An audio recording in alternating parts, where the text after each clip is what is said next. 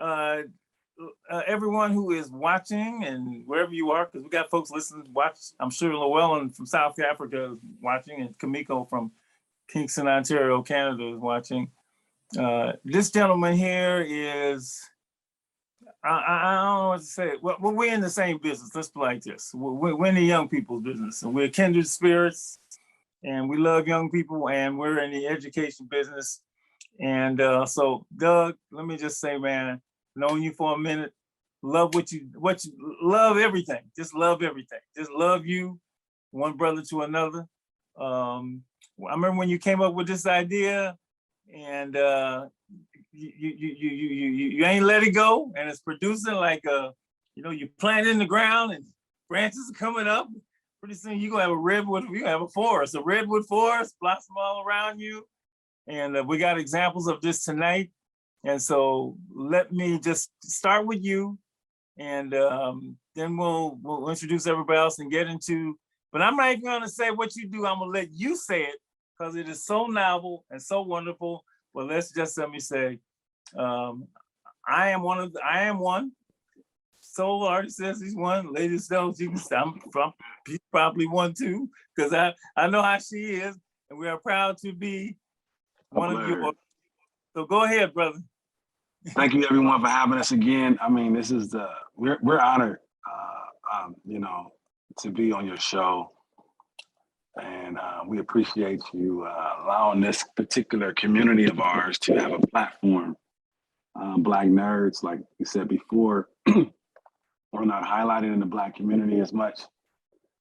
We highlight the misbehaved, the athlete, or the entertainer, but us Black nerds, such as yourself and others, are pushed away. But we're about to make it popular. With the you already got it popping. We're about to make it real popular. Yeah, we're popping. Yeah.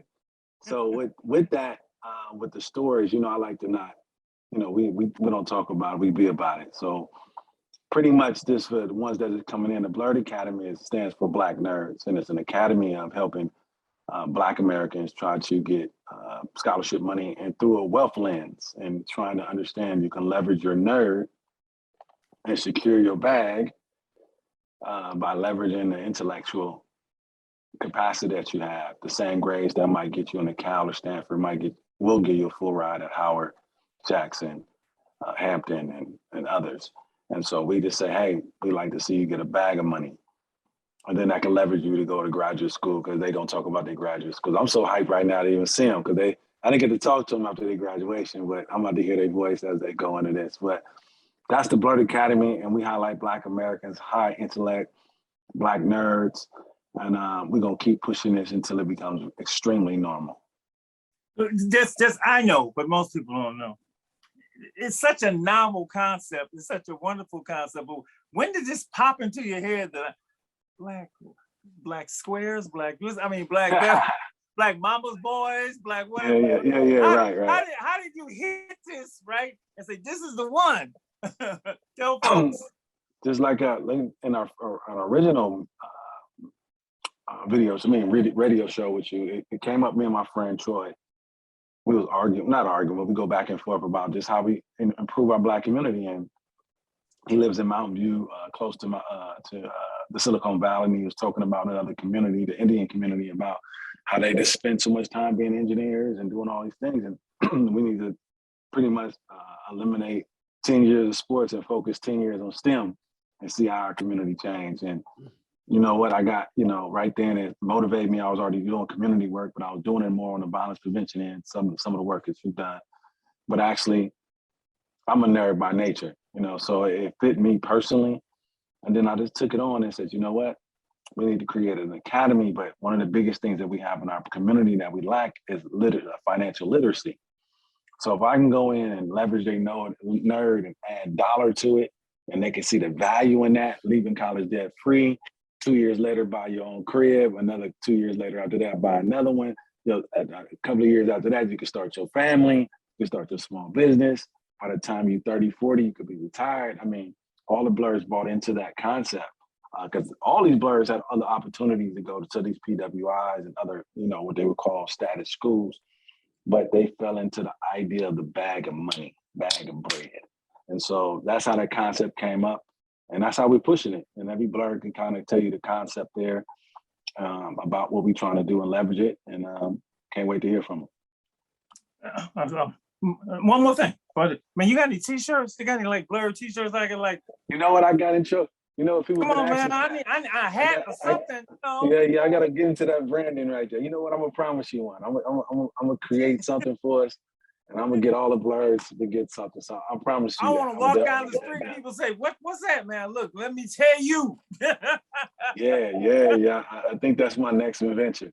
You know what I mean? That's my next step. Yeah, I got you. I'll take care. All right, I'd be happy to help you with that.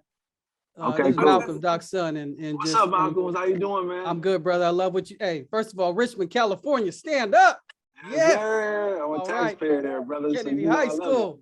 Yes, but yeah, I'll hit you offline about that because I can at least put you in contact with all the people you need to make that happen if you need anything. Yeah. I got a concept in my head already. Okay. I think that it will kick off. Thank you. All right, sir. Let's introduce the Blerds. Darius Griffin, raise your hand. Where you at? You here? Yep, I'm right here. All right. Thank you. Next on the list is David Camper. David, you here? Yep, I'm right here. There he is. All right, Marissa Patrick. Hey. There you are, Marissa. Thank you. Amaya Terry. I'm here. There's Amaya. Now, I don't know if I can say this right. Is it Donnell? Danielle? How'd you say that? It's going. I'm sorry, y'all. My fire alarm is going off, but I'm here. You blowing up over there. I hope it ain't no fire. Okay. Maya. Where's Maya? Ote. Is Maya here? She's not here yet, I don't think. All right. Well, let me say, I won't be calling on somebody who ain't here. All right. Aaliyah Moore. Hello, Aaliyah. I see you on my screen. And Nyla Rosemore. Is that correct? She's not here yet either. She's not here. But but hold on, you got Garcelle. Remember, originally I forgot to tell you about Garcelle. She's not a graduate, but I want to give you an update. She was in an original show. Tell me about her. I gotta spell her name. What's her name? Garcelle, you know, the original one from Prairie View. She was with our original show. I know, but I gotta write her name on the paper, so I know the I know. It's Garcelle, but we'll get to it. It's okay. She's on there. Say hello, Garcelle. Make sure I don't forget her because she ain't on my list, you know, and I don't say everybody on my screen. Welcome, all of you. Welcome, Blerds. I think 3 of you were on the show previously. Maya's not here. She was on the show a couple years ago, or 3. I don't know when it was. Nyla was on the show when we were in the studio, KMEL, and Danielle.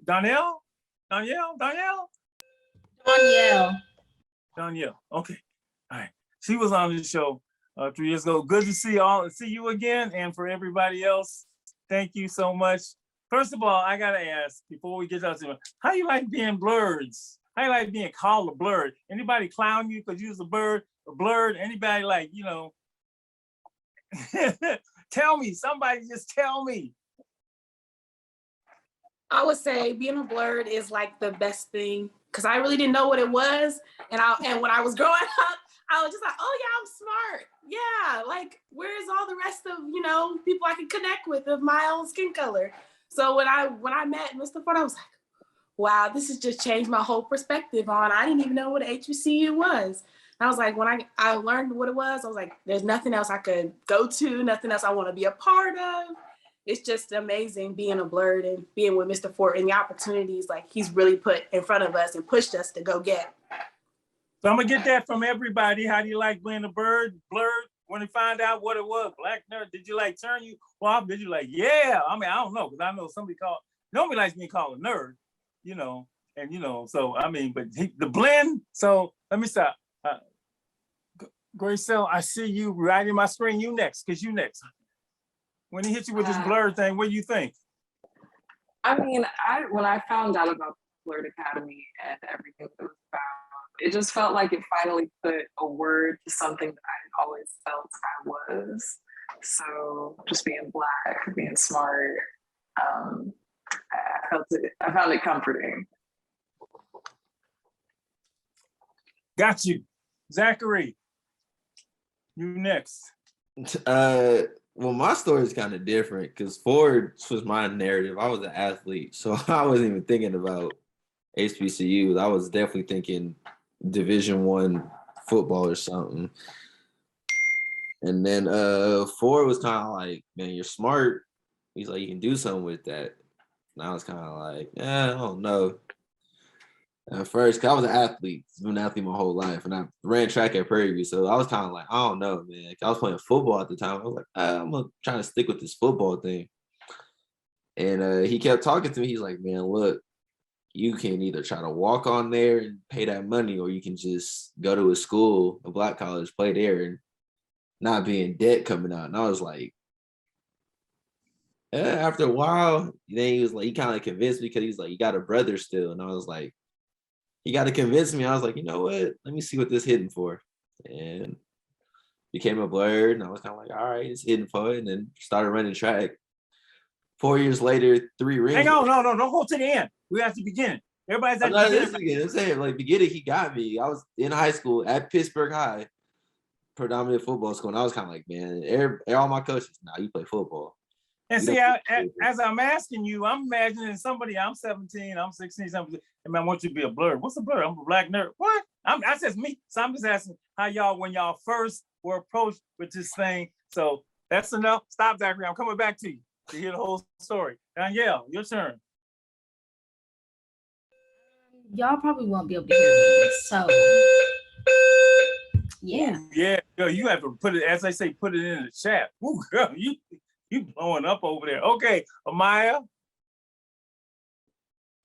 So I'm kind of in the same situation, or I was, as Zachary. I actually found out about Blerd Academy through one of my old teammates. She knew Douglas Fort, and then that's how I heard of the Blerd Academy. So I think it was really good to hear about Blerd and what it was and what it stood for, and just going to an HBCU academically and spending my time. Thank you, dear. Student athlete as well, so yes. David, your turn. My initial reaction, it was kind of similar to someone else said regarding, like, I think I always felt like I fit into the description of like what it was now, but initially hearing the word kind of put a title to what I was already kind of feeling. Like, it's something where you don't really have a way to describe it, and then you come along and you meet Doug, and it's kind of like, oh, so that's what I've been this whole time, and there's something I can do with it. Like, it kind of made things make a little more sense. I like that. Marissa.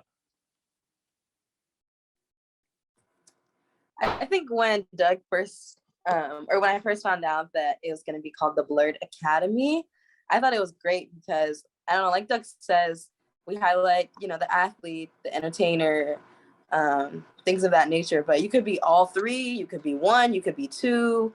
But I think highlighting the academic side of, Black excellence only does good for our community. So I loved it.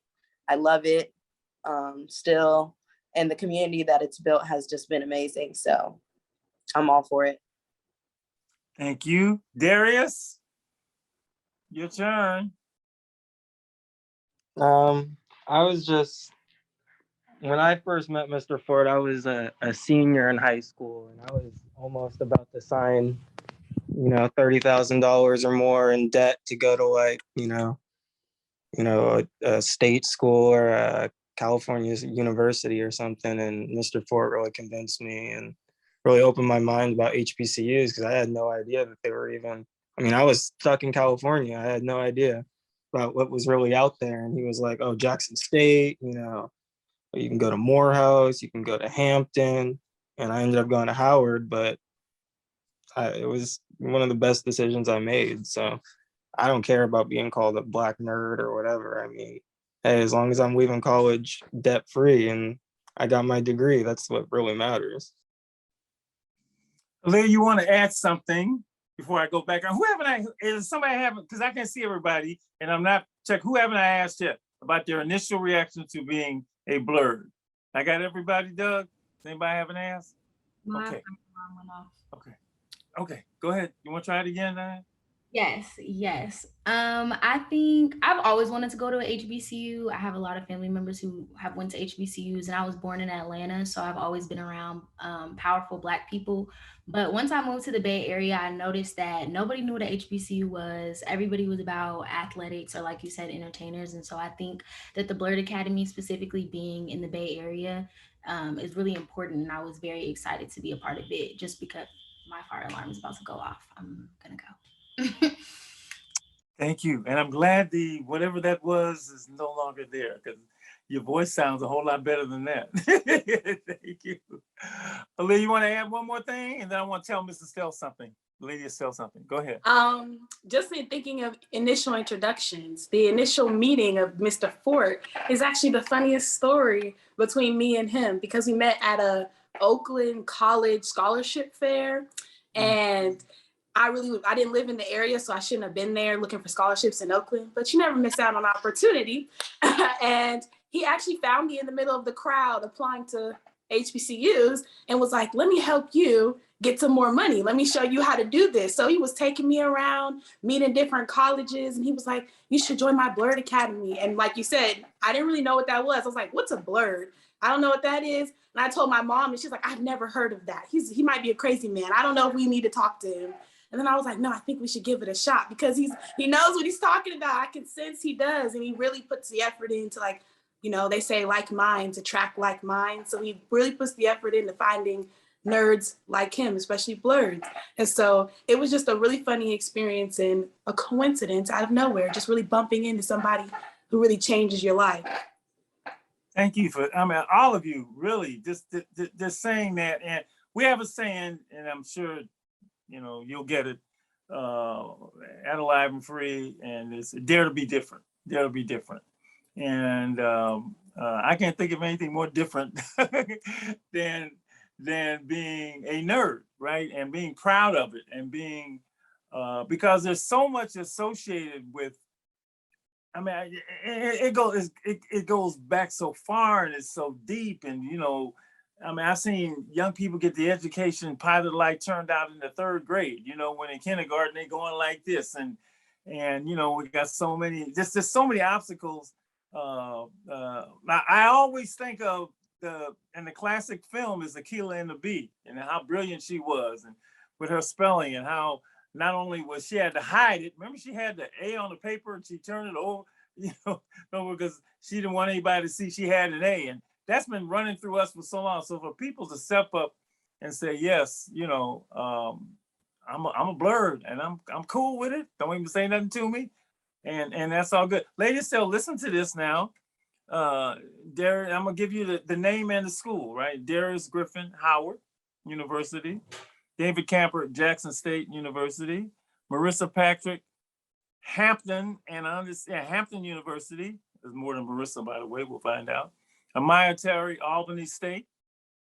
Danielle, Spelman College. I'm gonna say Maya, even though she's not, Maya Ote, Spelman College. Aaliyah Moore, North Carolina A&T. Nyla Spelman, got 3 Spelman folks here, 3 Spelman folks here. And Griselle, I don't have a school for you, so you got to tell me, but you will. But I just wanted Mrs. Stella to hear that. Oh, go ahead, Griselle, tell me the school. I go to Prairie View A&M in Texas.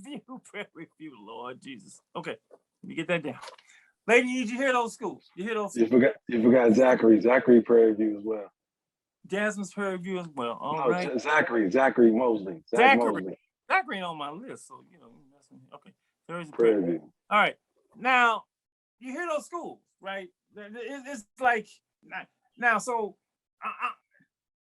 people have always told me I'm crazy. Like you can't do that. You can't do that. You can't do that. So here's a brother come along. I got an idea. I'm gonna not only help you get into HBCUs, but I'm gonna get into HBCUs and do my best so that you will leave these schools with as little debt as possible. So when you first told people what you was trying to do, did they look at you like, what? What did they say when you was like, oh, that's all right. Yeah, okay, man, I hear you. What did they say when you first like, this is my goal, for real, for real, for real, for real? What did they say to you? Well, most of the kids was with it. I got a lot of pushback from the parents. That's what I'm talking about. I ain't talking about the kids. I'm talking about other adults. No, they think that there's an agenda associated with it. Right, exactly. You know, you get the typical who's funding you, right, who's supporting you. Right. And I'm like, yo, I just love Black people and I pay for it all myself. And they're like, what is you? You know, what is going on? You know, so I get more pushback on that. And it's funny within our community, it's like, you know, it's like you have to have an agenda to love your people. And that right there is so frustrating. Like I genuinely, you don't have to pay me $1 to love these kids, right? Because they're me. And so for me, that this passion from a spiritual calling is like, yeah, I hear that pushback, and of course it gets frustrating. And then there's no funding here. Dr. Morris, you know how this works. This is I know I go, bro. That's why I'm talking thing. to you. I don't get any dollars for this, not $0.25. But I know that if I can turn David into a millionaire, G into a millionaire, A into a millionaire, MP into a millionaire, they all like nicknames, that's what I call them. So they it puts us economically and socially on top long term as a Black community. So my goal for them is once you leave debt free, it puts them in a whole nother economic situation that puts less stress on them. It doesn't put them in a situation that they got to kind of cool down or sambo down to certain things. They can put themselves in so many different situations. They can now intellectually make a sound decision like, ooh, I want to marry him or her or whoever they into. And they can make the decision and say, okay, how much debt you got? They like, oh, yo, I ain't got no debt. I'm trying to find somebody with no debt. You know what I mean? Whatever. They just have the mindset of how to build Black healthy families. And then when you build Black healthy families, you build healthy communities. And Dr. Marsh, you know this because you lived in it. You lived in it. You lived in those times that we studied that, you know, we studied. I grew up in a crack era, so I was in a different time, but you grew up in it. So if I can mimic this through these babies, there's not $1 in the world that can allow me. You know how many people that came, oh, we can do this, we can do that. But no, we're not gonna compromise because I gotta tell Zach on how to be a man, a Black man in America. I gotta tell David how to be a Black man in America. I gotta say, Leah gotta look at me and say, I know what a Black man looks like. Amaya has to look at me and say, I know what a Black man that stands in this community look like. So there's no compromising in Mr. Ford. It's all about trying to give them as much understanding and reasoning so they can understand. And now mind you this, imagine this, these people right here do the same thing I just did to them. Dr. Marsh, the game is over. Well, you know, and I'm coming to y'all because I got that whole thing about being a community servant is people just don't get that, right? You know, right. This is Malcolm X's, you know, we're dedicating this show to Malcolm X's birthday on the corner. And fortunately, I grew up with that. You know, I'm, you know, obviously my age belies me, right? But I grew up with that. I grew up in the era where you did everything for the people. You know, I'm a BSU founder at my college. You know, but that's a hard thing for people to get their mind around. So when people come like, you gonna do what? What? No, what's in it for you? Nothing. One of the kids said one time, I'm gonna pass this on to you, brother. Then we're gonna talk to them. Yeah, that's cool. Said, Dr. Marshall good for nothing. He said, man, you cold, man. You cold. Why you say that to Doc? He said, no, he's good for no reason at all. And that's you. You're good for no reason at all. You don't have no agenda. Our agenda is for our community to thrive. And in the spirit of Malcolm, that's what you're doing. Yes, so, and the proof is right here. And I hope all of those understand it and get it. I'll come back to that at the end of this and, you know, and talk about gratitude. But that is, again, I want to thank you because see, first the ideas got to come and then you get the execution has to happen. Somebody has to buy it and then the product has to happen. And the product, there's nothing better as far as I'm concerned than doing this so that our communities Look, we've been swimming upstream for a long time, right? Yes, sir. Yes, sir. Yes, sir. And we learn how to become good swimmers. We can make it in this. I'm gonna be nice. I'm gonna be nice. But okay, who wants to tell me their story first? Who volunteers? Go for it. Tell me the Blerd story for each of you.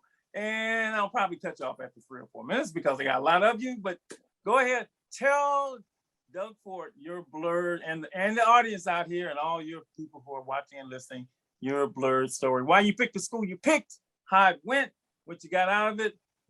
Who's first? 5, 4. I'm gonna name somebody.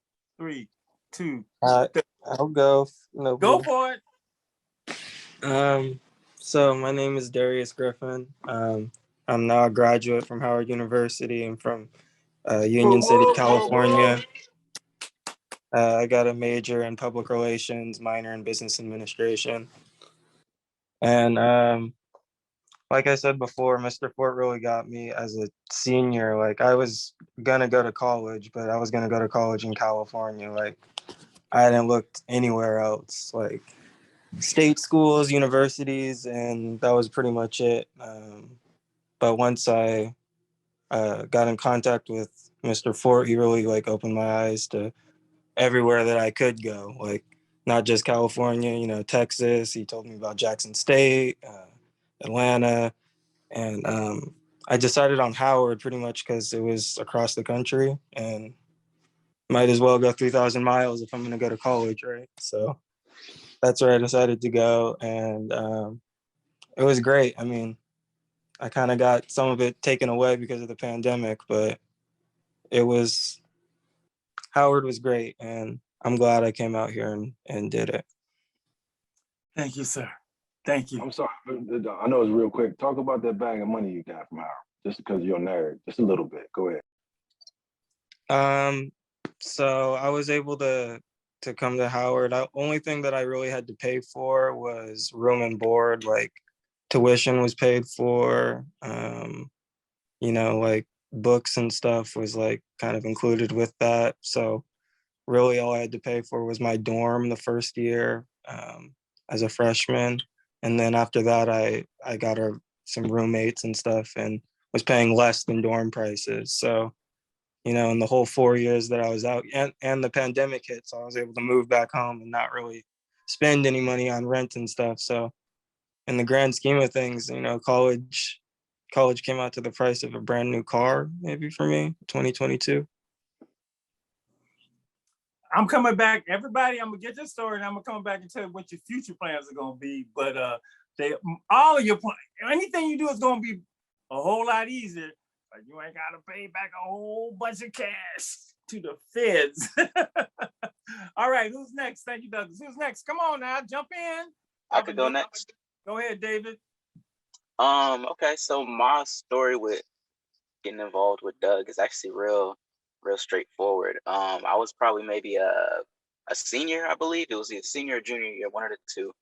And I ended up going to this, it was like a college fair that my principal had showed to my mom's. So we go out there and we're looking at all these different colleges. The only thing is, prior to this, I really hadn't done any looking into college. Like I wanted to go, I knew I had intentions, but like at that point, like I didn't have any resources, I didn't have the money, I knew I wasn't gonna be able to pay for it myself. And then I came across Doug. I'm walking through this fair and he says, "Hey, trying to get some money?" Pulls me over to his table. He starts telling me, "Hey, go to all these other colleges, see what they offering you, and then come back to me." And so I do that. I go around, I see what everybody's offering. Some schools are just maybe no scholarships. I'm like, oh, we might be able to get you something. But either way, I'm not really feeling none of them, but I want to go somewhere. I come back to him and he tells me he could get me to Jackson State University for a full ride scholarship. I say, okay. I mean, I start looking at everything else and I send my applications in. The whole time Doug is right there. He texting me, he calling me. He took me down to Berkeley because I wanted to go to Berkeley at one point. He gave me the whole breakdown. introduced me to people. By the end of it, my options was between Jackson State and it was Howard. Now Howard wasn't offering me a full scholarship. They was offering me a little something, but I still have to pay some money to them. Ended up making the decision, I'm gonna go with Jackson State because not only are they offering full ride after that application I sent in, I had family down there. Ended up going to Jackson State, had a beautiful experience, lovely time, met my peoples, got my degree, all of that. You meet Deion Sanders? I saw him a couple of times. I never got to actually have a conversation with him, though. I got to double back for that. Congratulations, man. Jackson State. All right. Thank you, David. All right. Who's next? Come on. Y'all should be ready to jump in and tell your story. Who's next? I'll go next. Marissa. Hi, everyone. My name is Marissa Patrick. I am a recent graduate of Hampton University, and I'm from Oakland, California. And so I met Doug at the Black College Expo for my brother, actually. He graduated in high school in 2016, and we went to the Black College Expo to, look at some Black colleges. My brother wasn't really sure what he wanted to do, and then came across Doug, and Doug was basically the only one who was really on him and was like, look, I can get you this, this, this, and this. He had the test scores and all that kind of stuff. So my brother ended up getting a full ride to Jackson State. And then when I came around, I didn't have the test scores my brother had, so I couldn't get a full ride. But I ended up going to Hampton on scholarships that I had found for myself, outside of Hampton. And I just finished with my bachelor's in accounting. And now, thanks to Doug, I did a summer program with the University of California. So I ended up getting a full ride to University of California at Irvine for their Master's in Finance program. And also I got a fellowship at Columbia University. So I'm actually going to Columbia this fall and will be studying enterprise risk management for free. See, we can't believe we speechless. Like we speechless doing how'd you like Hampton? I loved Hampton. It was great. Unfortunately, like everyone else, I didn't have a junior year because of the pandemic. And my sophomore year got cut a little short. But I loved it, had a great time, met so many great people, learned a lot, and had an amazing overall experience. I'm so glad I didn't go to school in California, and then I went to an HBCU, and just the legacy that HBCUs have in our community is just so profound. So I'm so happy I chose Hampton. Thank you, dear. Thank you. Thank you. Thank you. Who's next? Who's next? I'll go. Go, Aaliyah. Okay, so y'all already know the original story of us meeting. I always say that it was God's fate to just stumble across each other. But it's funny because I always was supposed to go to Stanford. So even from birth, I'm going to Stanford. That's what I thought nerds went, smart people, and especially lawyers. So I was like, okay, I'll go there. Then when I met him, it completely blew everything I thought I wanted to do out of the window. He told me about all these schools and all these opportunities, and I started applying and getting like really good checks for schools. And it came down to really Dillard or North Carolina A&T. And Dillard gave me a full ride. No, I didn't have to pay for anything. But A&T, like I just saw the vibe, the cities around A&T, the culture in Greensboro, like it's just historic. More historic than I just really would have ever realized about the Black community. And so when I visited A&T, and that was the only school I ever visited, I didn't even go to Dillard. I was like, I don't want to go to A&T. I just want to see it. I visited for a weekend and absolutely fell in love. I said, Mr. Ford, I'm gonna make this happen. We're gonna find some money. We're gonna talk to the right people. We are going here. There's no other option. And so he got me into the Apple's program, which is the accelerated law program. So I actually am young. I actually graduated in 3 years. So I graduated a couple weeks ago in 3 years. Yes. You hella And smart. it really would not have happened without him, because if I went to Stanford, they never would have accepted any of my college courses that I was taking in the summer, any of my AP courses. But A&T took literally everything. So it cut off a whole entire year of my college experience, with the exceptions of a 22 credit semester. But I definitely say that A&T was the best experience. Like, even my family was like, oh my gosh, we love it. And you just walk in the airports and you just hear Aggie pride. And I'm just like, I feel it. Like, you can't tell me that there was nothing else to be happy about.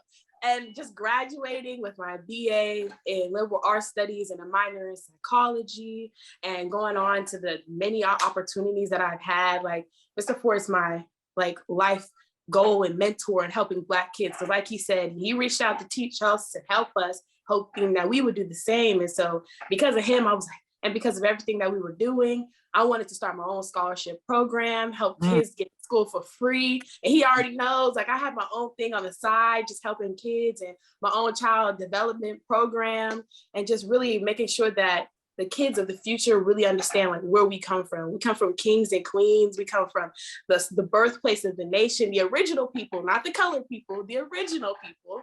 And so I just want to say, like, if it wasn't for him, I really would have known none of this. I mean, I probably really would, but just not as fast. So I really attribute him to just my education and to what it means to be a Black person and what it means to be a Black woman, and just having respect. He's always like, get that respect and get that money. That's it. Get it right, man, and don't do nothing. He's always texting my phone like, oh, who you with? Oh, is he good? You check him. Y'all having conversations. I met the love of my life at A&T, and he's still to this day, 2-3 years later, he's like, oh yeah, is he good? You better make sure he on the same track always, every single year.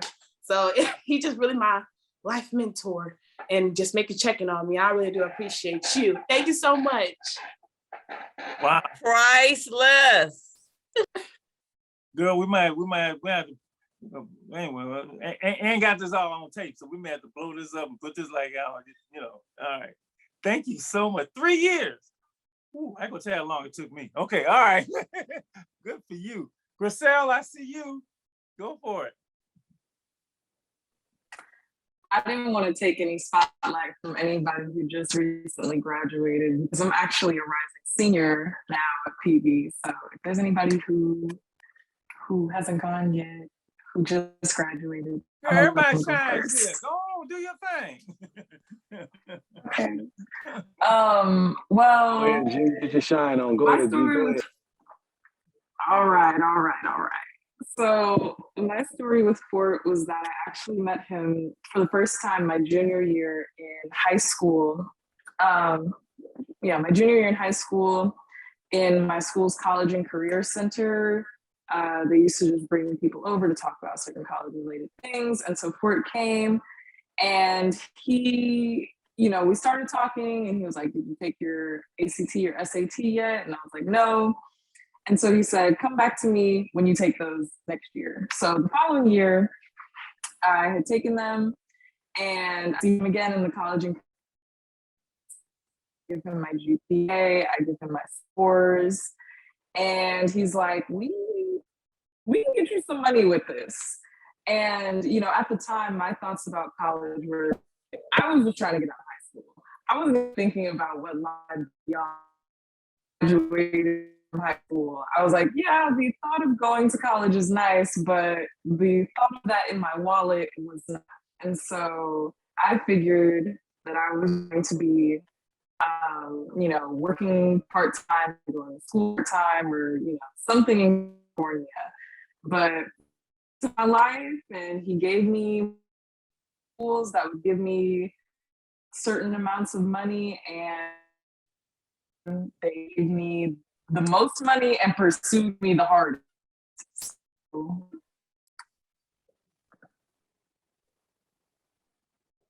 G, hold on before you go.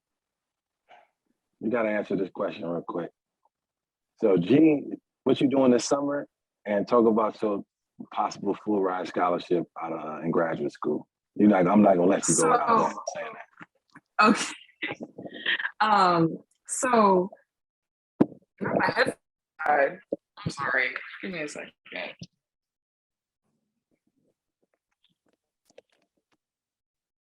You may have to turn your camera off so we can hear you if that's easier. Can you guys hear me? Yeah. Okay, sorry, my headphones died. Okay. So people say that HBCUs, you know, they don't prepare you for the real world. They don't give you the same kind of opportunities, which is false. My time here, you know, I've spent it building my resume, doing different things in clubs and stuff, building my network. And that has resulted in me having a fellowship this summer at UC Berkeley for a public policy and international affairs program. It's a 7-week pre-graduate program, and I'm really excited about it because when I complete it, you know, with flying colors, it opens up my availability to go to Berkeley, to Harvard, to Columbia, to UT, all of these great schools with great public policy programs for a very reduced cost and likely free. Jesus Christ. Oh, man. One more thing before she go. Yes, sir. Go ahead, G. Go ahead, G. You know I ain't gonna let you go on this one. There's no way I'm gonna let you. Got to tell them this. What she has already. Go ahead. What I have already. So at Prairie UC View. Hastings. No, UC Hastings. Oh, okay. So my original plan, I study political science and I have concentrations in social work and Spanish. So originally my plans were to go to law school, and they're still on the table. So I have offers for UC Hastings, full offers for UC Hastings, McGeorge, yeah, North Carolina, and there's one more that I'm not, but there's 4 law schools that I can go to for free as well. So it's all on the table. There's money everywhere. Wow. This stuff is, and I got a guy who he already texted me. He was like, what? Are you kidding me? Is this for real? Yeah, it's for real. That's why. He said, I love listening to the Blerds. All right, who haven't I asked yet? Okay. Maya and Zach. All right, go. I'll go. So I'm Amaya Terry. I recently just graduated from Albany State University, and that is in Albany, Georgia. That's like 2 hours away from, 2 to 3 hours away from Atlanta, Georgia. I stated before that I met Douglas through one of my old teammates because I was a student athlete at Albany State University. I received an athletic scholarship from ASU to continue my educations and continue playing softball there. My experience, it was fun. I love ASU. Academics there is really great. My major was criminal justice with a minor in sociology. Mm-hmm. So I'm excited. I was excited for graduation. I was excited to go to ASU, not only because it's an HBCU, but it's far away from home, but I wanted to experience a different culture. I wanted to experience new people, different food, just a whole different vibe out there. And I just knew that I always wanted to go away for school to play softball as well. But if I didn't meet Douglas, I probably wouldn't have played softball. I probably would have went to a school in California. So I'm very grateful for my teammate and Douglas for helping me get into ASU. Thank you. Congratulations. Who's next? Who's the other one? Me. Oh, okay, me. I'm Zach. My story was funny. Douglas actually came to my high school and found me. He came to my high school was Pittsburgh. What high school? Pittsburgh High. Okay. Yeah, he came and found me because he had to go find you. He found me. I don't know how he found me to this day, but he found me. And he was kind of had this little like meeting thing. My mama dragged me in there. Pops was in there. He was just talking about HBCUs, and I was at first, I'm not gonna lie, I was kind of blowing him off. I was like, man, I'm finna play football. Like, why am I even in here? Type thing. And he just kept talking. I got hurt, and I was like, maybe I probably should look into these schools now. You know, this football thing might not work out. So he got to talk to me again. Went on a tour, saw PV. I said, I'm finna go to PV. So he was kind of like, what's your test scores? I was like, they're decent right now. I can get them better though. He was like, all right, take the test, take your ACT again. We go see what's happening. Took the ACT again. I think I got like a 28. He's like, all right, we finna go there for free. So I applied, I get in for free. I'm like, all right, cool, that's straight. Get on the track team. I do my little thing out there, but got in, did the track team, and then it was weird at first because, you know, I had the full thing. My junior year was weird because I had to be on campus. So athlete on campus, but probably my best decision. Junior year also, I won a scholarship from the NBA with Mountain Dew for $50,000. Yeah, so that was different. You know, enjoyed my 4 years. Got 3 rings out of it. I'm a 3-time SWAC champ, so I can say that to my name. So I can say I'm a student athlete Blerd. So I done it both ways. Won championships. So I done collected my hardware, got my degree, and now I'm finna go to graduate school in Dallas. But without Doug, I can tell you where I'd be right now. Be honest with you, I don't know where I would be. Wow. I want to add this because there's some people in here that's part of the D9 now, just for the record. Oh yeah, you see, I knew there's some D9 of it. Oh, you don't get to that? Okay, I just wanted to make sure there's some D9s up in here.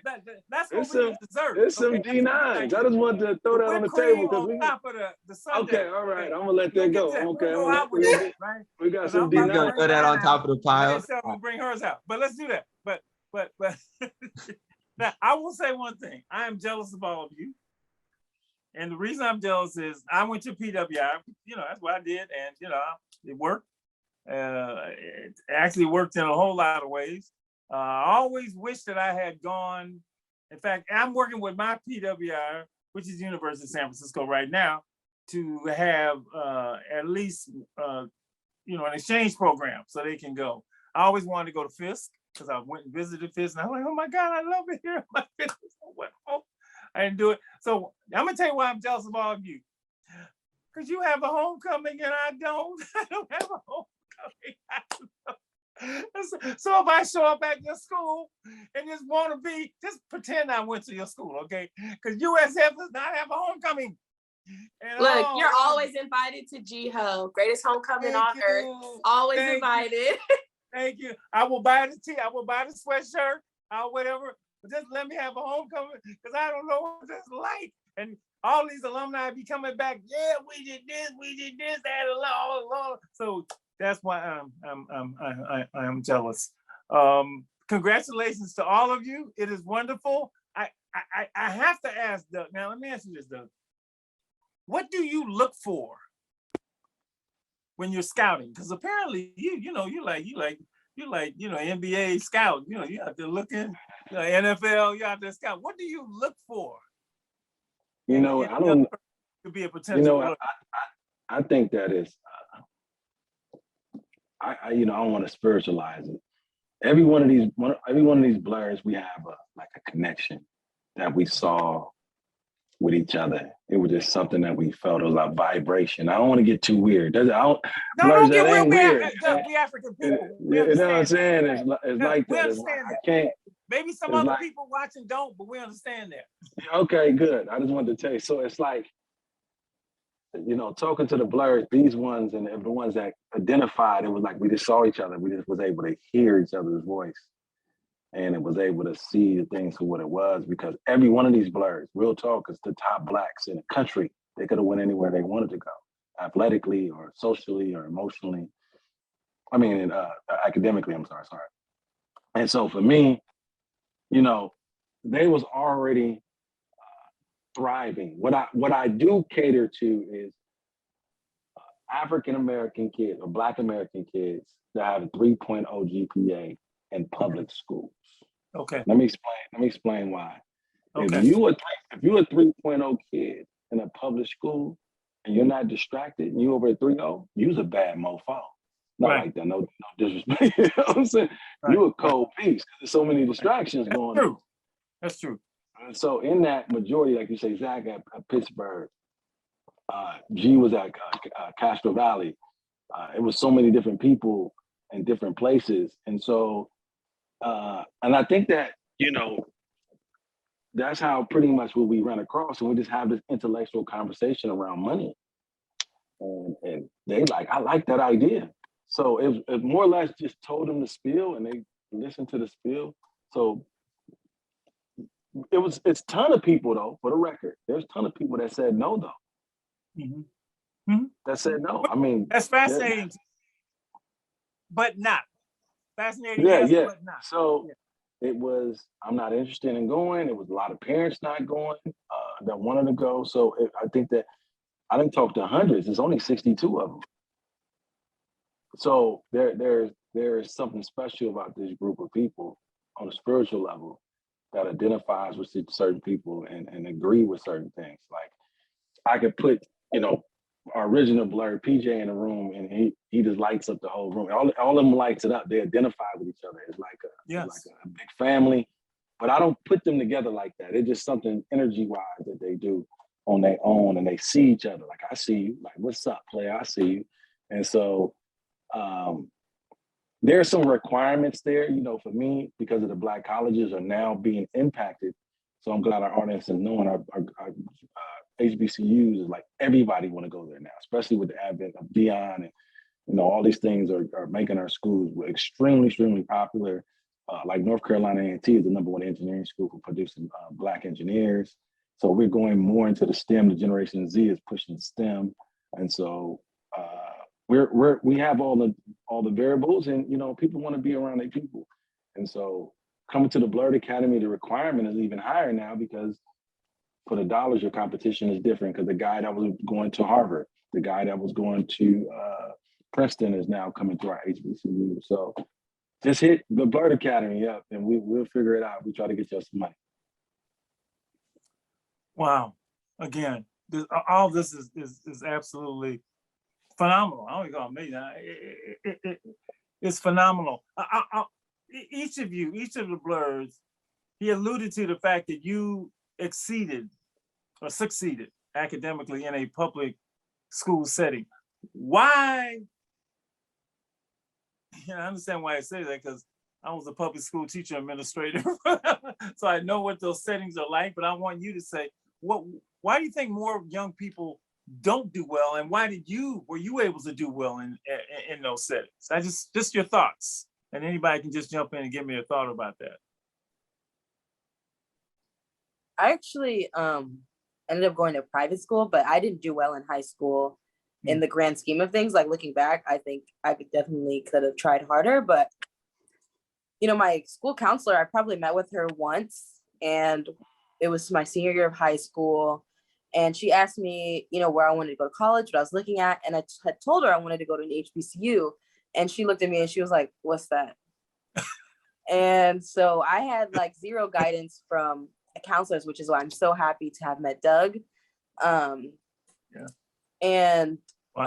you know, the guidance also from that was crazy, right?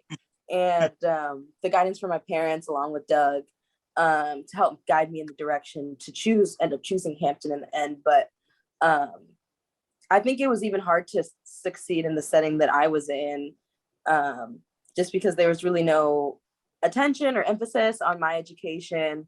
And it wasn't really until I got to Hampton where I felt like, you know, people are really invested, you know, people were invested. My dad was investing money into my education. So there was also that on my back. But I think the support and the help and guidance from my teachers and professors and counselors there, as well as, you know, Doug, and just the community that the Blerd Academy has formed, really helped me succeed in college way better than I did in high school. Yeah, that may be a common thing we hear. Anybody else, your high school years? And I could say, really, because I was a good student, but you get in those high schools, especially in certain areas, you could just tell like especially in the Bay, they don't put money into the school. So you kind of can get in school and get lost in the situation. Like, hey, look, like I'm in classes, I'm passing, nobody cares. Like I'm making the grades. So you can just kind of get caught in like well, ain't nobody gonna help me. So you just, you make the grades, you just kind of keep it pushing. Cause nobody like being in those Black or minority communities in the Bay Area, those teachers, sometimes that's their first job or like, it's, they're just kind of there. So are there students who excel? For sure. But then there's students, who just take good tests, no one do homework, and they get lost in the system. The system is basically made for us to like, okay, like you pass. If you don't, nobody cares. You're in public school. Like, cool, fam. Like, you pass. And they'll just, just keep shoveling you along. So for me, it was kind of like, all right, like I'm passing classes. Nobody's really paying attention. Like I had some teachers, but like most of my teachers, nobody's really paying attention and I'm passing these classes. It's kind of like, oh, like, yeah, he's on honor roll, but it's like, all right, like he's passing classes. Like he's in public school. Like, all right, cool. That's really the dynamic in public schools. So they're kind of like, all right, like the more people we get out, the more money we can get from the government, well, from the state. So it's kind of like, all right, like we're going to try to graduate you, but if you don't graduate, all right, like there's going to be 1,000 more of you coming in next year. So they're just kind of like, it's just a push out system. Like, all right, like, cool. Like whatever you do, but we got our money. Yes, sir. I got it. Anybody else want to share? Leah? Yeah, I'll definitely say that I don't struggle academically. I feel like, that just those things come easy, but there was things he's talking about, the other distractions, like emotionally, there was a lack of support emotionally and culturally. Like, there was not a lot of Black kids in the GATE classes or the AP classes or any of the smarter classes. So you kind of lost the sense of self. And that's what I mean by like that distraction of it's hard to be academically excellent when you don't even know who you are and you don't even know where to build upon that education, because you're like, what does this mean for me? Where is this going? I don't even know why this applies to who I am or who I was.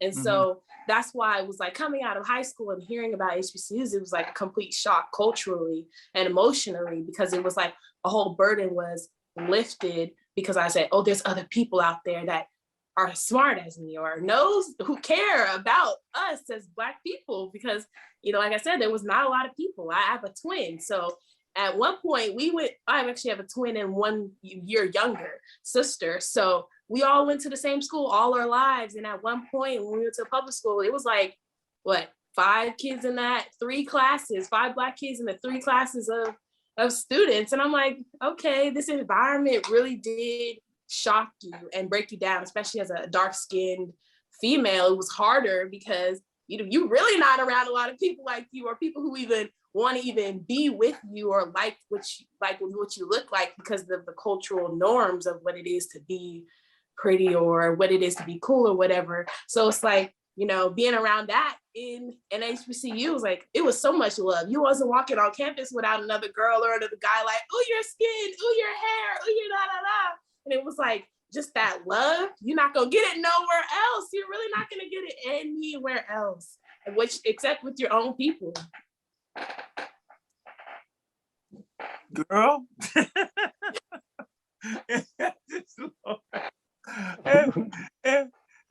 Anybody else? Because I've heard the same thing over and over again, and I was a public school teacher. Leah was a public school teacher. So what you're saying, we hear, I heard as early as the 3rd or 4th grade, and I usually hear 2 things. And Doug, maybe you can. When I talk to little kids, they come in like they're all like, man, kindergarten kids, you can't shut them up. I mean, but even by the 3rd or 4th grade, it used to be middle school, right? 3rd or 4th grade, they be like, their hand ain't going up no more. And I said, well, what happened? And they've always said pretty much, they don't like us. They don't like us. And the other thing I heard is they don't care. They don't like us. And they don't think that we can do it. And that seems to permeate. And I'm hard on the public schools, but it's easy because I was there, right? And so when they get somebody like Miss Estelle, they get somebody like me, and you get in their class and they find you, they all gravitate to you, right? You know, you become, because you see something in them and you believe in them, whereas the, and I don't like calling it the system, because the system is made up of people, but the people who in the system don't feel that way. So when somebody like you comes along and like, no, I see something maybe even you don't see, right? And rekindles that, or gives them hope, and then directs them to the promised land, which is what these stories all about now. It's pure gold. And you know, I don't know what we can do about. I mean, there's a whole lot of things you do about the school, but I know without people like us, this isn't going to happen. This is going to happen. And you're living proof, and these young people are living proof that there's gold in every one of these young people. There's literally gold in every one. There's brilliance in every one of you know, of our young people. Lady, I know you're waiting to get in, but I this is just so amazing to me. I want to ask something else, but I don't want to dampen it. So, you know, well, since you don't want to dampen it, I just want to say that, Mr. Ford, I already know what this does to your heart to hear them say all that they're saying. I mean, it's just borderline trying not to explode, because it just, you know, it's like there are no words. And for you young people, I know what it's like to be in the classroom as an adult, because I was old when I got my undergraduate degree and older when I got my master's. And you sit in the classroom and you're the only one of you in the class. And they say, okay, we want you to form groups.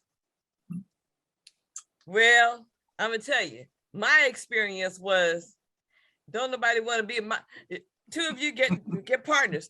Don't nobody want to be my partner. And if there was one left over, then they got stuck with me. It's an experience when you are somewhere and they say, hey girl, come on over. Oh my goodness, it's like a shock to your system. And it's wonderful. And I wasn't fortunate enough to be in an HBCU.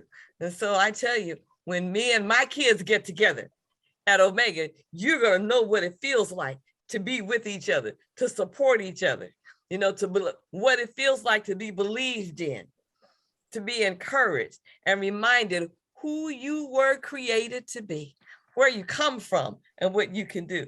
So, and then to have that experience, oh my goodness, and to take your brilliance with you and that to be celebrated, for somebody to say, oh, you about to go to college free. What?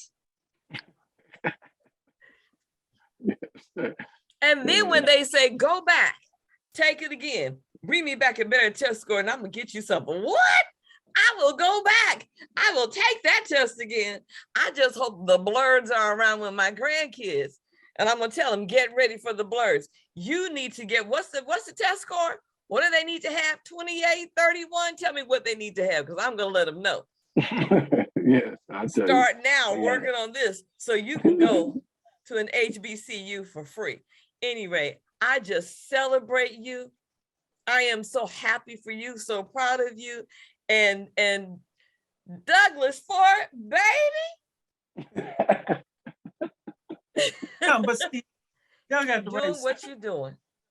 What a blessing and a gift you are.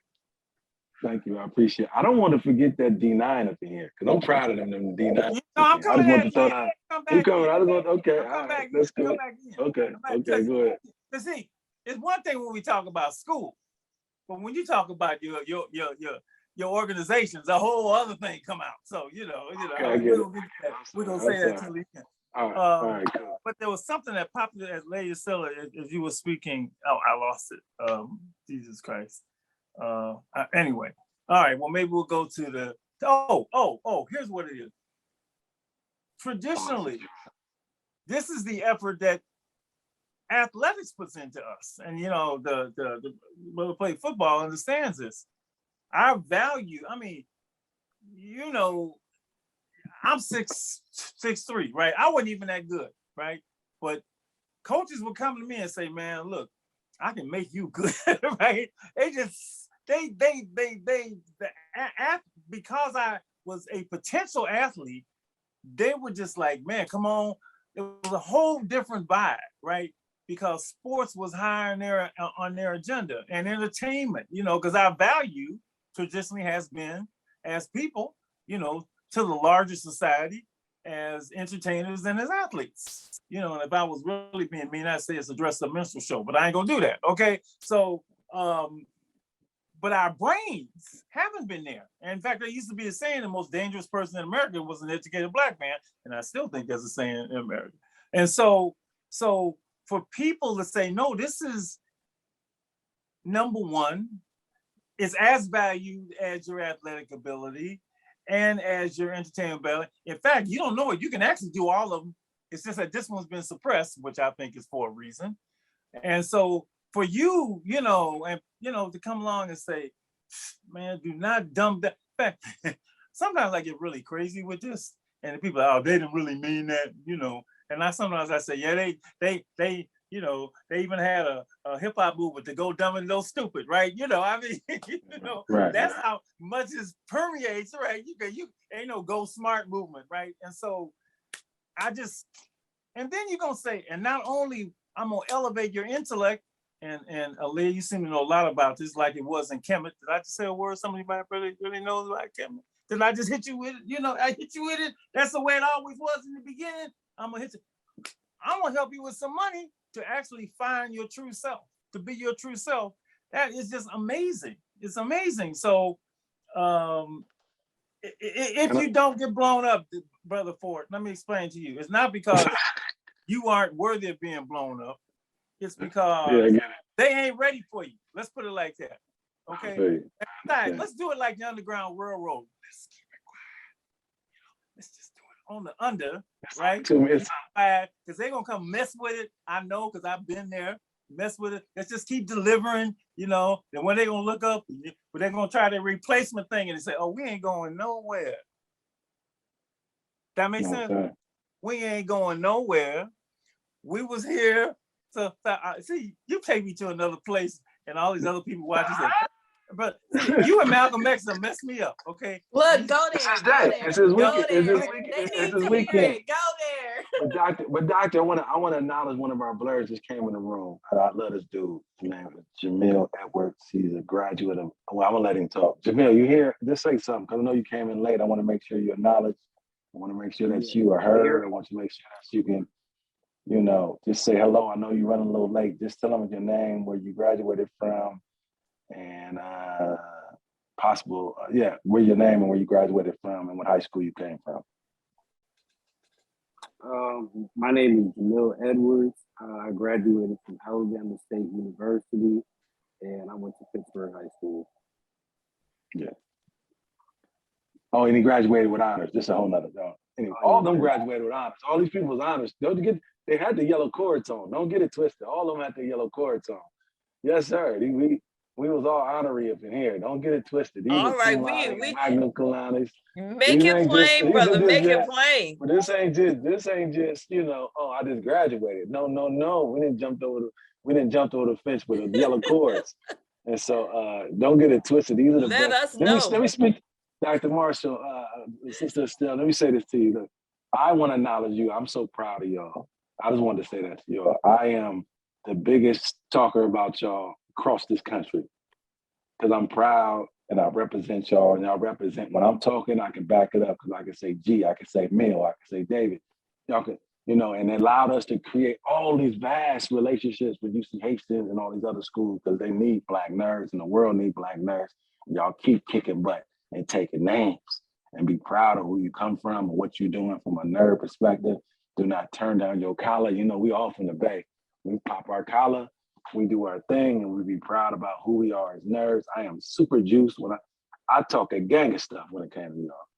So I just wanted to tell you, as the Blerd founder and someone that loves you guys, to keep kicking butt and taking names. So I just wanted to make sure they heard that, Mama Stella. And I'm going to add, one of the things Lady Estelle talks about with their young people is the difference between thanks and gratitude.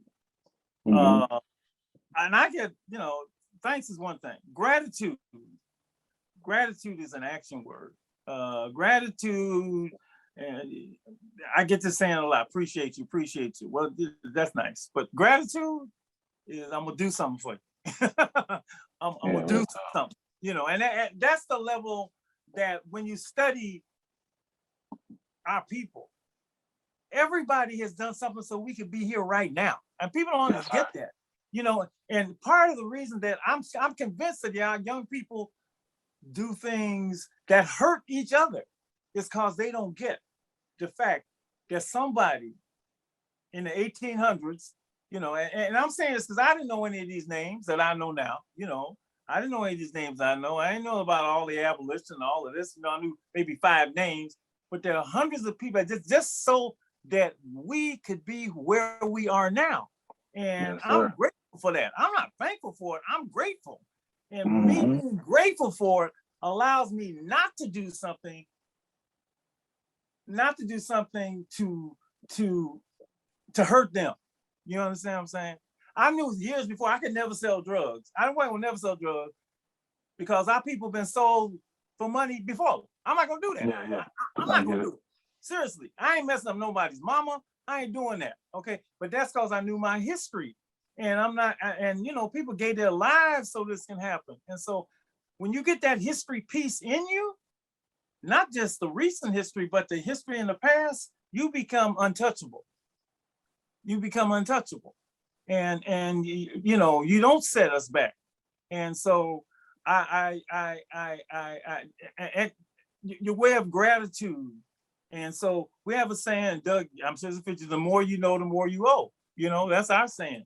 My grandmother told me that when I was 6 years old. As you grow in life, so you must help others. As you go in life, so you must help others to progress, right? And so I want to say to all of you, in your own way, I'm not telling you how to do it. Show your gratitude to Mr. Ford.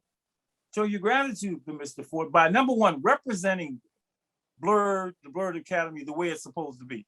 I should never hear anything that's contrary to what, the standard that has been set. Now, if you got problems, get them, figure them out, okay? But do not do that, because that's not right. You have been given a wonderful opportunity, and be grateful for it. So I have to say that because it's a jewel. There's not many people like him.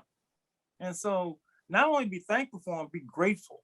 Be grateful. Lady E, I see you clicked it on. Go right ahead. Well, for me, gratitude is definitely an action word. It's more than a thank you. And I heard one of the Blerd saying, I've created an opportunity for others to learn. I'm giving back in this way. And because I heard her say, because of Mr. Ford, I do this and I do that. And I make sure it's like that's gratitude.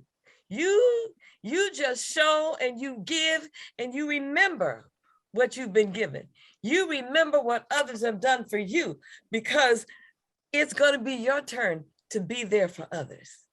And that's what lifts us all up. Oh my goodness. So yeah. So I want to hear about the D9. We're ready for the D9 now. Do we have any Deltas in the house? All right. You better represent. You better represent. All right. Sign, girlfriend. All right, Soror. Okay, tell me who you got. Just tell me who else is a D9. I'm the president of the panel. I was the president of the panel council. So y'all can be all of them, I'll tell you mine was eventually, but who else is a member of the D9? I am. Well, you gotta say what? I'm a Sigma, my bad. All right, wait a minute, hold on. In the house. Sigma, my son's a Sigma, all right. And what else do we have in the house? I'm a Kappa. All right, Kappa, where's the Kappa? In the house. And where is the Kappa, David? Nah, Jamil. Oh, Jamil. Okay, because I'm trying to see. All right, Jamil. And who else with the D9? House? Who else? Anybody else? I don't think. All right. You can still go grad chapter. Don't worry. Well, because I did grad chapter. Okay, I definitely did alumni. Okay. Well, y'all can figure out what I am. So, Q Sci-Fi in the house. And Q5 side. Q-sci-fi in the house. Yeah, see, let me help him out. Let me help Yeah, the brother yeah, out. sorry. No, and the reason is that the only way, see, I always celebrate that. It's the only way you know these organizations is if you go to college. Yeah. You can't become one unless you go to college and graduate from college. So that's why, the home Greek thing, you see them, you see them on the yard, you see them marking on the high cheese. Well, where they come? I mean, you got to go to college to get that. I want to go to college. You got to go to college to be one of those. So, wonderful. Absolutely. Well, let me just say, not only is there the sisterhood with the D9, there is a sisterhood and the brotherhood amongst us all because of who we are and where we've come from. Our journey, our ancestry makes us and keeps us a part of a village, a part of a family where we look out for and look out for, look into, look up to, believe in and support one another. Period. Just because of who we are. Oh yeah.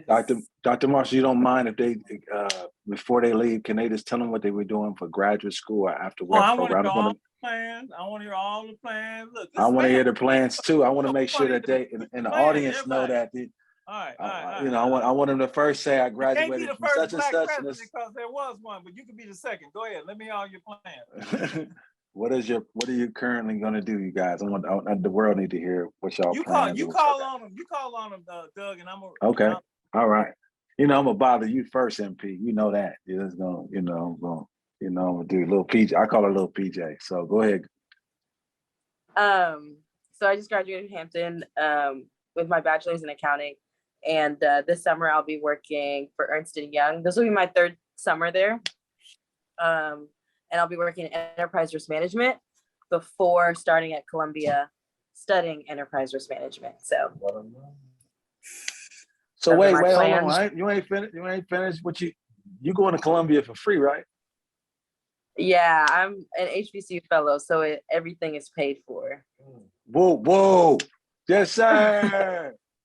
I just said, look at the love. Make him tell it, Doug. I know that's right. Who's next? All right, hold on. I'm okay. We got Zachary Mosley. Go ahead, Zachary Mosley. We're gonna go girl, boy for a second. Go ahead, Zachary. Tell them what you want to do.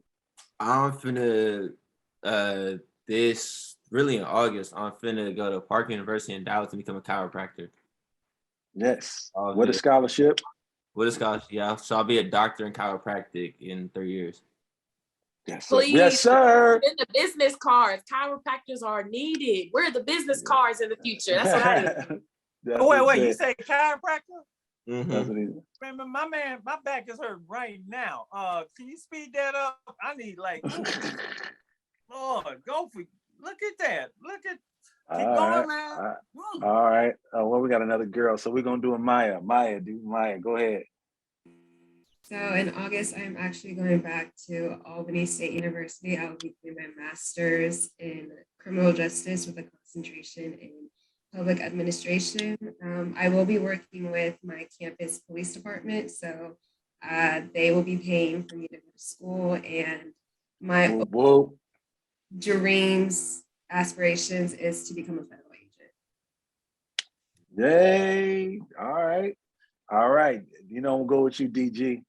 Darius Griffin, let's do it. What you doing for graduate school, or what you gonna do after college? So now that I'm done with Howard, I'm coming back to California, and I'm gonna attend Oaksterdale University in Oakland, which is like a cannabis college. And there I'm gonna get my certification and then go on to make my own cannabis business. Dessert. Legal. Yeah, bro, you gonna make a lot. Definitely. You gonna make a lot of money. You gonna make a lot of money. All right, Aaliyah, it's your turn. What you doing? So I recently just graduated from North Carolina A&T. This summer, I will be working as a mentor for incoming freshmen, staying on campus and working with them. And then next year. I have a lot of opportunities because I'm just waiting on God to tell me which way is the right way to go. But I do have opportunities to run and facilitate and direct and create the curriculum for a whole after school program. So there's that. And then I also want to get my teacher's credentials. And my ultimate goal in life is to build my own school and community, actually, for us. Wow. I love that.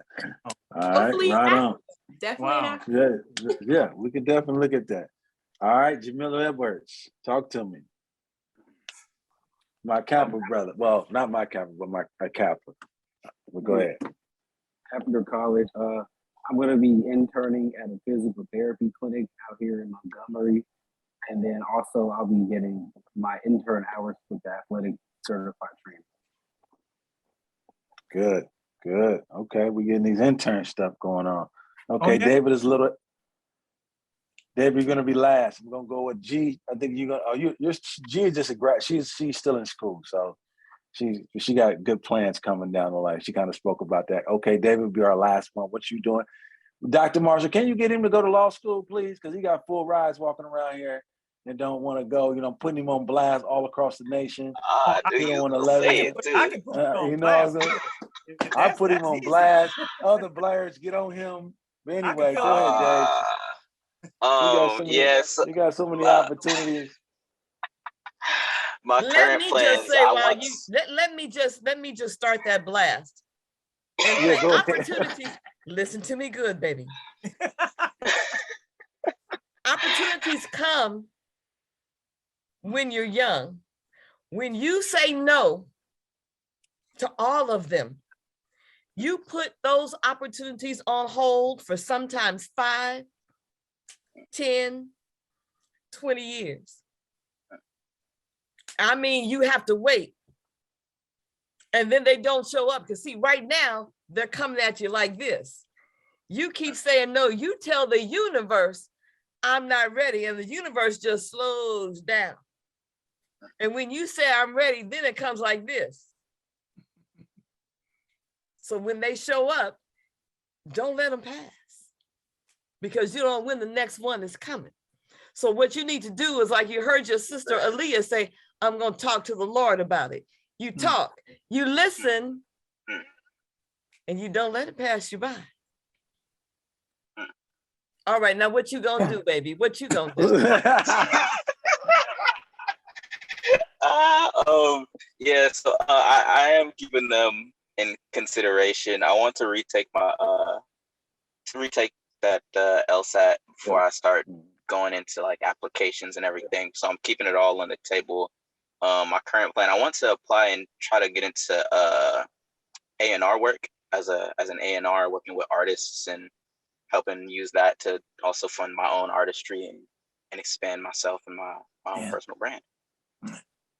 And knowing the law will help you with that big time. That's facts. Yeah. Yeah. That's all. Wow. It's been amazing. Doug, I just, it all goes back to you. I want to say thank you so much. We're going to end this with a big shout out. But let me just say this. And we have a saying, the world is bigger than the block.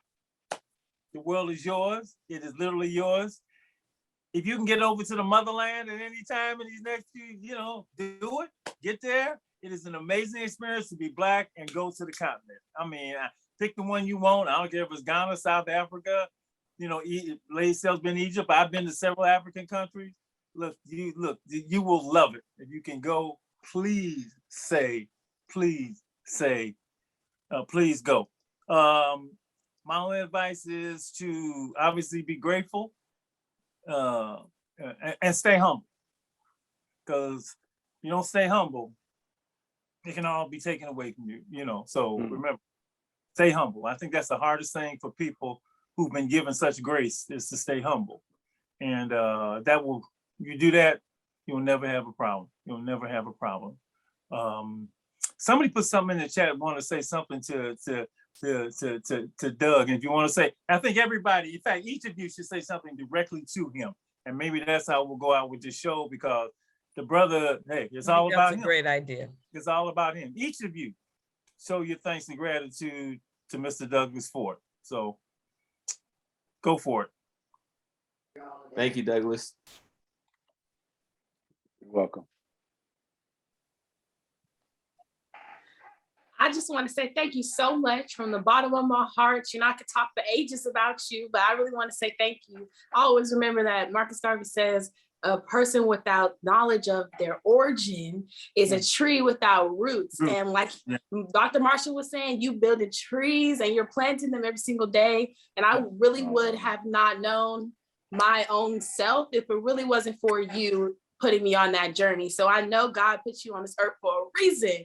And I can't even pay you back. I don't know how to pay you back, but I'm trying every single day to give it back to you, because that debt is It's all immense. good. You don't even know. I can It's cry all about good. it. You know, I really do appreciate you so very much. You've already paid it back by taking advantage of the opportunity that he gave you, and you will be Yes, continuing sir. to back by helping another. Thank you, man. Amaya, say something to him.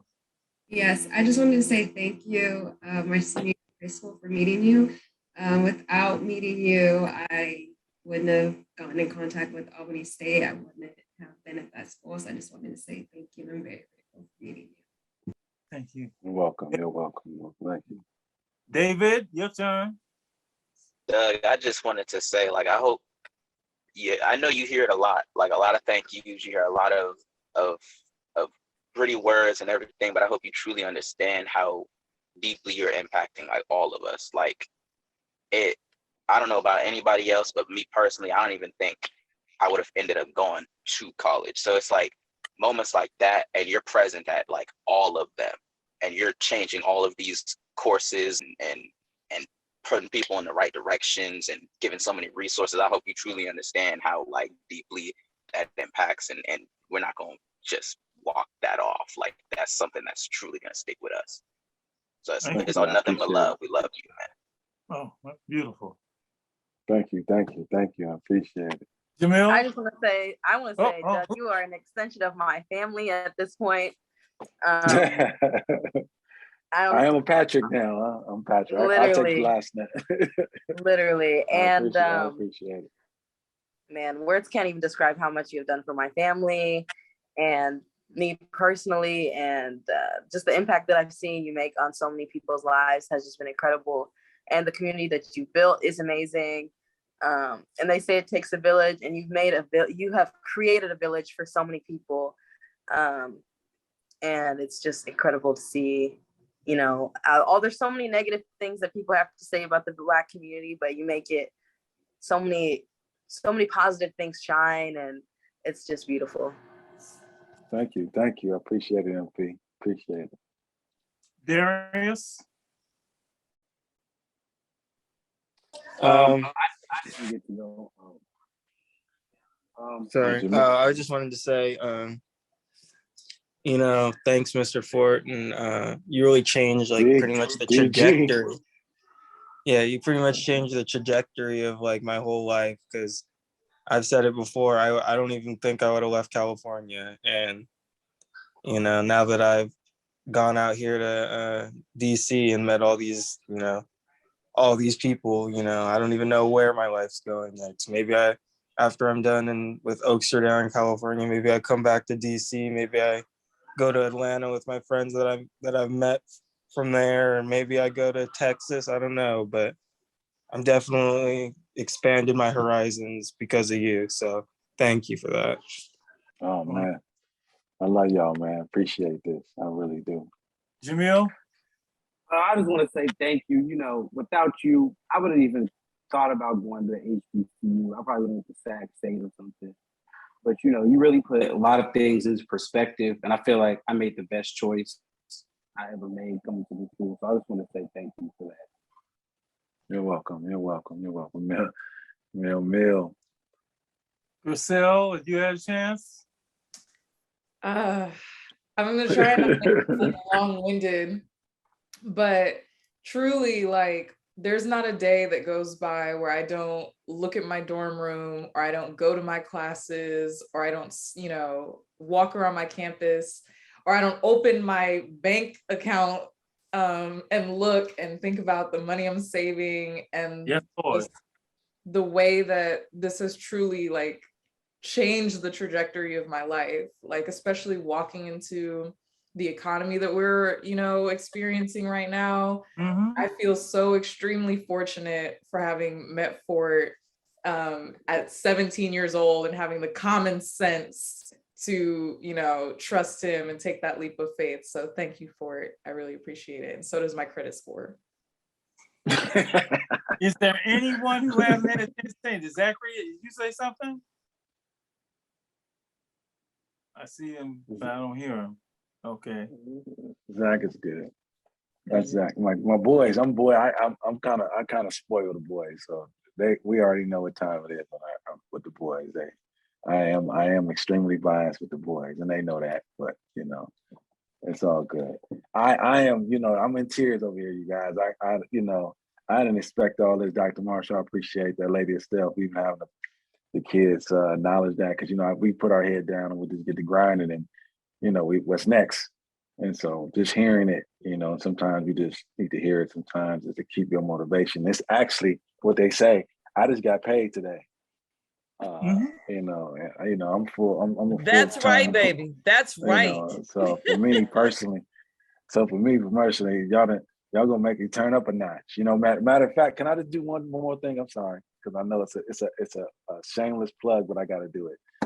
But I'm big on family. Every one of the Blerds know I talk about relationships all the time. They know that. So what I'm about to say is nothing new.